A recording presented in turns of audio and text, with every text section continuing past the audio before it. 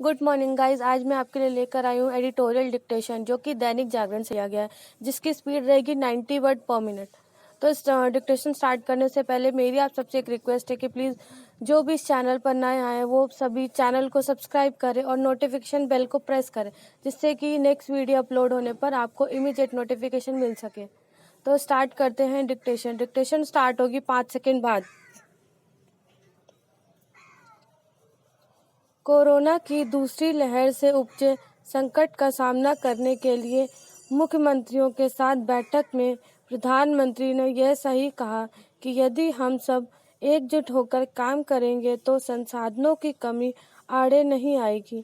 लेकिन इसकी अनदेखी भी नहीं की जा सकती कि इस समय स्वास्थ्य संसाधन बेहद दबाव में है। इसके चलते ही अफरा-तफरी का माहौल है। कोरोना मरीज अस्पतालों में बेड की कमी से लेकर ऑक्सीजन तक की किल्लत का सामना कर रहे हैं। उन्हें कुछ दवाओं की तंगी से भी दो चार होना पड़ रहा है। इस विकट स्थिति का निवारण करने के लिए न केवल युद्ध स्तर पर जुटना होगा, बल्कि केंद्र और राज्यों से लेकर नागरिक प्रशासन और स्वास्थ्य सेवाओं के बीच उचित समन्वय भी कायम करना होगा।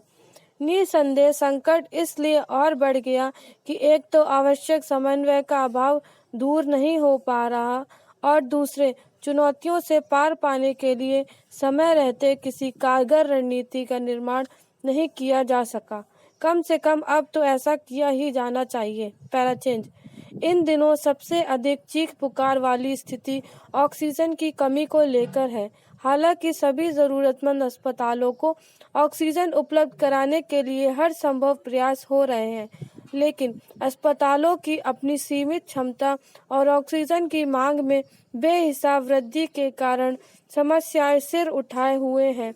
क्योंकि देश के ज़्यादातर अस्पताल सीमित मात्रा में ऑक्सीजन भंडारण क्षमता रखते हैं और आजकल उसकी खपत उम्मीद से कहीं अधिक बढ़ गई है, इसलिए चारों ओर उसकी कमी का शोर है।